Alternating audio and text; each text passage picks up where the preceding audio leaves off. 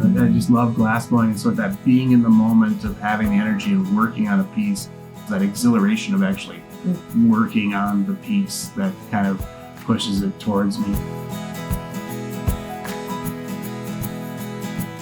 I like making the fish and sea life.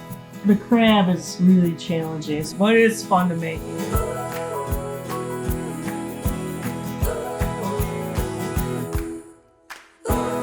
This is Michael Fortin, and this is Judy Konesni.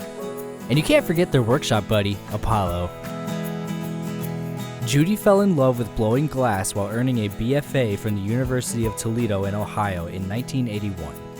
Michael got his start as a lampworking apprentice working with a friend in Grand Rapids, Michigan in 1999. Michael and Judy met in Kalamazoo, Michigan and started working together in 2005. They combined their businesses to form Avoilio GlassWerks in 2008. Together they have over 50 years of glass blowing experience. Join us on this adventure while we explore the similarities and differences of creating glass using offhand furnace glass blowing and lampworking techniques.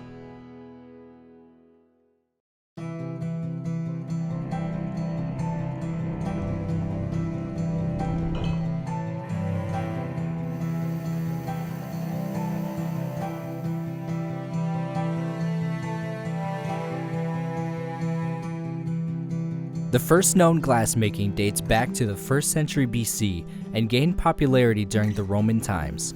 Molten glass was created when they threw a combination of silica, limestone, and soda ash into a very hot furnace. Modern-day glassmakers use batch, which is pre-mixed, raw glass in pellet form, which makes it easy to load into a furnace. The furnace is kept around 2,000 degrees Fahrenheit. A tank of molten glass is waiting to be collected by the glassblower. It is clear, but will appear orange when heated to this temperature. In America during the 1960s, glassblowing gained popularity as an art form that quickly spread throughout the world. In offhand furnace glassblowing, molten glass is gathered by the glassblower, who then uses blowing techniques, special tools, and equipment to transform the glass into a new shape. We will be showing the process of making 3 different pieces, including a dragon-inspired mug, a pufferfish, and a purple pumpkin. Each piece is started by gathering glass from the furnace with a blowpipe.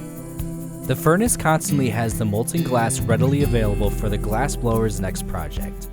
Glass is gathered with a hollow tube called a blowpipe. The end of the blowpipe is heated in a 600 degrees Fahrenheit pipe warmer in order for the molten glass to stick. Blowpipes are used by the glassblowers, who proceed to blow air into one end of the pipe and inflate the glass piece they are working on. This allows them to begin to shape and sculpt the piece. Once the desired amount of glass is collected, the glassblower heads to the marver. A marver is a smooth stainless steel or graphite slab that you roll hot glass on to give a symmetrical shape and use for temperature control. The rapid absorption of heat by the marver creates a strong skin or surface tension, allowing the artist to shape and blow the piece as they wish. After rolling the first gather on the marver, you head to the glory hole. The glory hole is essentially a reheating chamber. It is kept between 2100 to 2300 degrees Fahrenheit. Reheating the glass piece allows the artist to continue working and shaping their piece. If the glass cools too quickly, it will shatter. The yoke is a stand that is located in front of the glory hole. It assists the artist while allowing them to rest their arms and turn their piece continuously for even heating.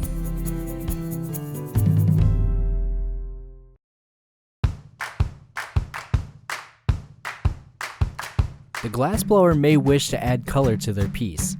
They can do this by rolling the hot glass into frit. The frit is just ground up bits of colored glass. Now this is where each of the 3 pieces starts to utilize different techniques, which we will showcase and define throughout the process. The mug is first rolled in the dark purple frit. Michael goes back and forth from the furnace and the marver, gathering molten glass and frit until the mug is in the desired shape. Light colored purple frit is added on top of the darker layer, creating depth in the piece. Before the project starts, Judy first draws the design of her pufferfish. Drawing out and planning the design helps the artist communicate their ideas to an assistant that may be helping out with the project. Judy's pufferfish contains multiple layers of white frit for a base and multicolored frit to add spots of color, topped off with a clear coat to add a sense of depth and creating a transparency effect. Some pieces that the artists are already very familiar with making usually don't need to have a sketch beforehand, such as the pumpkin. Michael starts off by rolling it into dark purple frit. He makes sure to blend the purple frit in well to create a solid color. A clear layer of glass is then added on top. Between gathers, Michael and Judy blow air into the pieces, creating a bubble. This adds volume to the pieces. The pieces are also being reheated in the glory hole, also known as flashing, to keep them malleable so that they can continue to shape and sculpt them. Michael will use a Crackle Technique on the mug to simulate the scales of a dragon. He dunks the hot glass into cold water, which fractures the surface. Next, he flashes the mug to keep it hot. When he blows into the piece, it expands the glass underneath out. The workbench is the glassblower's workstation. It is equipped with 2 parallel rails, a seat, and a place for hand tools. The glassblower does most of the shaping and tool work here. This also allows for teamwork, where one person blows air into the piece while the other works on creating the shape and details on the piece. Judy is working at the workbench to form the body of her fish. She uses a rounded wooden block to help her get the desired shape. She then gathers another clear layer of glass and repeats this process. To safely shape the glass by hand, Judy uses a wet newspaper book. Michael gets a small gather of glass that is applied to the fish to form the eyes. Judy uses a pair of shears to cut off the excess glass. Next, Judy dips the eyes into fine black frit to create the pupils. Once Michael has the desired amount of colored hot glass gathered for the pumpkin, he inserts it into an optic mold. The mold is cone-shaped, with ridges on the inside that will create a pattern on the surface of a molten gather or bubble. The pattern will create ridges in the piece that resemble a pumpkin. After a flash, Michael then lets gravity stretch the piece out before more air is blown into it. The inflated piece forms the body of the pumpkin, with the ridges being stretched out from the center of the shape. Next, the bottom of the pumpkin is heated in the glory hole, and a paddle is used to flatten it. Judy gets a gather of hot glass with the punty, rolls it on the marver, and clips it off with shears, forming a puck of glass. Michael brings the mug over and presses it into the puck to form the base of the mug. The mug is then flashed in the glory hole to fuse the new base. Michael is now working on flattening the bottom of the mug with the wooden paddle as well. Michael then uses a hand torch to heat the jack line. The jack line is the narrowest point where the glass separates from the blowpipe. A knife dipped in water is used to create thermal stress at the jack line and allow the piece to be cracked off or transferred onto a punty. A tap from the calipers sends a shock through the pipe and breaks the glass at its weakest point, and another trip to the glory hole is made. Michael opens up the hole formed from the break-off while Judy gathers glass for the lip of the mug. Michael uses the paddle to flatten the lip and continues to shape the opening while Judy prepares a gather for the handle. Once attached, Michael spins the mug and handle using centrifugal force to stretch it further before it is attached. As Judy continues to work on shaping the fish, Michael gathers glass and forms small globs that are placed on the fish to become fins. Judy uses the diamond shears to cut off the excess. Then, she uses a specialized crimping tool to add texture to the fins. She also uses the paddle to bend the fins, giving them movement. The tail fin and a number of spikes are added. After a little more blowing, the fish is heated with a torch, and Judy then flattens the bottom of the fish with the paddle so it can sit upright. It is then scored and cracked off. The torch and various tools are used to form the lips before the fish is then placed in the annealing oven. While Michael heats the pumpkin, Judy gets a small gather of glass that has been rolled in orange frit. She dips the gather into a smaller optic mold to create a ridge pattern in the glass. At the crack-off table, the glass is then attached to the heated top of the pumpkin, and the stem stretches from its own weight.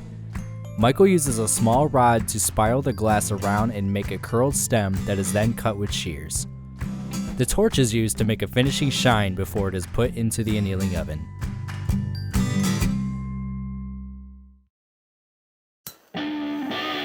Lampworking is the second type of glasswork we will be demonstrating. Lampworking is a type of glasswork where a torch or lamp is primarily used to melt glass. Once in a molten state, the glass is formed by blowing and shaping with tools by hand movements. It is known now as flame working or torch working, as the modern practice no longer uses oil-fueled lamps. Today, Michael will be demonstrating this by making an implosion pendant. First, Michael lights up the bench burner and starts heating the glass tube. He then pulls the tube away from the torch and allows it to cool slightly, just long enough to form a skin on the surface. Next, he blows into the end to create a bubble. Michael wants to apply a gold fume on the bubble. He takes a thin glass rod in his right hand that has a 24-karat gold chip on the end of it. When this is heated, the gold vaporizes. This forms a fume that condenses on and covers the cooler glass bubble in gold. Next, Michael takes a very thin green rod to draw a pattern on the end of the bubble. He draws the desired pattern onto the bubble while heating the green rod. He constantly rotates the glass bubble in the torch to keep it heated evenly. Michael is now heating the center of the bubble. He is burning away the gold so it will be trapped underneath the bits of added color detail. The colors will react to the gold as he does this. He is melting it in the center so it will draw the pattern together tightly within the bubble. Glass always wants to flow to wherever it is the hottest. The bottom of the bubble will become the back side of the pendant. Michael will line the bottom of the bubble with a cobalt blue color. To achieve this, he holds the blue rod in his right hand and warms the tip of it in a flame. He then starts applying it to the center and coils it around, all the while continuing to turn it. He melts the blue glass and uses a paddle to flatten and smooth it. Next, Michael blows in a little more air, inflating the bubble. He then reheats it, shrinking it back down to become flat again. The next step is to get the pendant off the glass tube. Michael is using the glass rod as a puntee. He heats the end of it to make a temporary connection to the pendant. He heats the glass tube, blows it out thin, pops a hole and tears it off. Now he adds some additional clear glass and smooths out the shape in the flame. He melts it into an even round shape, heating the edges to create surface tension. Michael is now taking the pendant off this puntee rod and transferring it onto a thinner rod. He will use the blue again to form a loop at the top of the pendant. He heats the blue glass rod and pulls and stretches it to form the loop, and pulls the blue rod away, breaking the connection. He continues heating the pendant and loop to form a solid hot seal. Using a small metal rod called a graphite reamer, Michael adjusts the loop to make sure it is straight and make sure the hole is 4 to 6 millimeters wide. Finally, he warms the tweezers to make sure they don't shock the glass. He holds the pendant with the tweezers while heating the thin glass rod.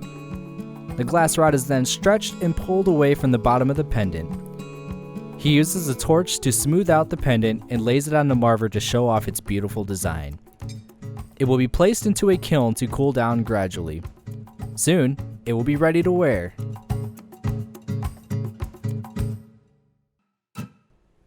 As you can see, offhand furnace glass blowing and lampworking have many similarities. In both methods, glass is melted and transformed into different shapes and forms. Some pieces serve a practical purpose, while others are just more decorative. The differences are the sizes of the pieces and the skills and tools needed to transform the glass into works of art. Thank you to Judy Konesni, Michael Fortin, and of course Apollo for sharing their passion of glass.